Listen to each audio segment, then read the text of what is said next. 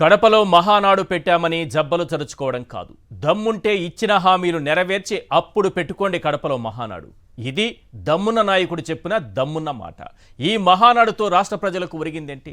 ఆత్మస్తుతి పరనింద తప్ప మహానాడులో ఇంకేం కనిపించింది? ఆర్టిఫిషియల్ ఇంటెలిజెన్స్తో ఎన్టీఆర్ను క్రియేట్ చేసి డొక్కు డైలాగ్స్ చెప్పించుకోవడం ఎంటైర్ మహానాడుకే హైలైట్. ఎన్టీఆర్ చంద్రబాబును పొగడటం, ఆకాశానికి ఎత్తేయటం, మనవడు లోకేష్కు ఎలివేషన్లు ఇవ్వడం, ఆహా, వీళ్ళ ఆర్టిఫిషియల్ ఇంటెలిజెన్స్కు నిజంగా హ్యాట్స్ ఆఫ్ చెప్పాల్సిందే. ఎన్టీఆర్ బతుకున్న రోజుల్లో చంద్రబాబు గురించి ఏం మాట్లాడారో నేటి యువతరానికి తెలియకపోవచ్చు. నాడు చంద్రబాబు వెన్నుపోటు పొడిచినప్పుడు ఎన్టీఆర్ స్పందించిన తీరు, చంద్రబాబును ఆకాశానికి ఎత్తేసిన తీరు, చంద్రబాబు క్యారెక్టర్ను ఔరంగజేబుతో పోల్చిన తీరు, చంద్రబాబు తెలివితేటలకు అబ్బురపడిన తీరు, చంద్రబాబు నటనకు ఆశ్చర్యపోయిన తీరు ఇంకా మన కళ్ల ముందు కనిపిస్తూనే ఉంది.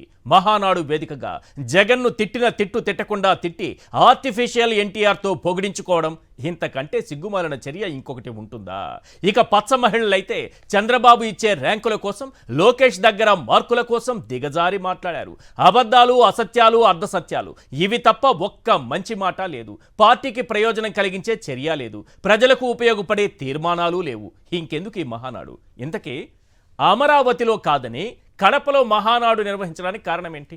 అమరావతిలో ఒలింపిక్స్ నిర్వహిస్తామని గొప్పలు చెప్పి కనీసం మహానాడు కూడా అక్కడ నిర్వహించలేకపోవడానికి రీజన్ ఏంటి? పేర్ని నాని చెప్పినట్టుగా త్వరలోనే బాబుకు వెన్నుపోటు తప్పదా? బాబు కుర్చీని లోకేష్ లాగేయటం ఖాయమా? జగన్ తల్లి గురించి, చెల్లి గురించి మాట్లాడుతున్న లోకేష్కు తన మేనత్త పేరు తెలుసా? వైఎస్ఆర్సీపీ లేవనెత్తుతున్న ఈ ప్రశ్నల మధ్య మరో 10 ప్రశ్నలు ప్రధానంగా వినిపిస్తున్నాయి. అవేంటో ఒక్కసారి మనం స్క్రీన్ పైన చూద్దాం.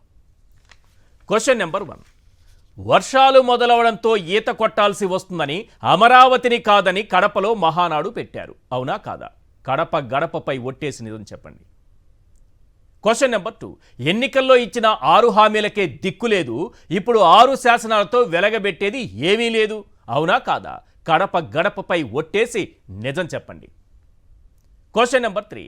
పచ్చ మహిళల నోటితో జగన్ను, జగన్ ఫ్యామిలీని తిట్టించడానికే మహానాడు పెట్టారు. అవునా కాదా? కడప గడపపై ఒట్టేసి నిజం చెప్పండి. Question number 4. ఒక మాజీ ముఖ్యమంత్రిని అవమానకరంగా దూషించడానికే మహానాడు నిర్వహిస్తున్నారు. అవునా కాదా? కడప గడపపై ఒట్టేసి నిజం చెప్పండి. Question number 5. ఎవరిన్ని అబద్ధాలు చెబితే అన్ని మార్కులు, ఎవరిన్ని బూతులు తిడితే అన్ని ర్యాంకులు ఇచ్చారు. అవునా కాదా? కడప గడపపై ఒట్టేసి నిజం చెప్పండి. Question number 6. అన్ని హామీలు నెరవేర్చినట్టు డబ్బా కొట్టుకోవడం తప్ప మహానాడుతో ప్రజలకు ఒరిగేదేమీ లేదు. అవునా కాదా? కడప గడపపై ఒట్టేసి నిజం చెప్పండి. Question number 7. ఆర్టిఫిషియల్ ఇంటెలిజెన్స్ ఉపయోగించి ఎన్టీఆర్తో పొగడ్తలే తప్ప వెన్నుపోటు ప్రస్తావన లేదు. అవునా కాదా? కడప గడపపై ఒట్టేసి నిజం చెప్పండి. Question number 8. నందమూరి వారసుడు జూనియర్ ఎన్టీఆర్ జాడ మహానాడులో కనిపించకుండా చేశారు. అవునా కాదా? కడప గడపపై ఒట్టేసి నిజం చెప్పండి. Question number 9. కడపలో మహానాడంటూ గొప్పలు తప్ప రాజకీయ భిక్ష పెట్టిన రాయలసీమకు బాబు చేసింది శూన్యం. అవునా కాదా? కడప గడపపై ఒట్టేసి నిజం చెప్పండి. Question number 10. 11 నెలల్లో రాష్ట్రాన్ని రావణ కాష్టంలా మార్చిన వారికి మహానాడు పేరుతో సంబరాలు చేసుకునే అర్హత లేదు. అవునా కాదా? కడప గడపపై ఒట్టేసి నిజం చెప్పండి.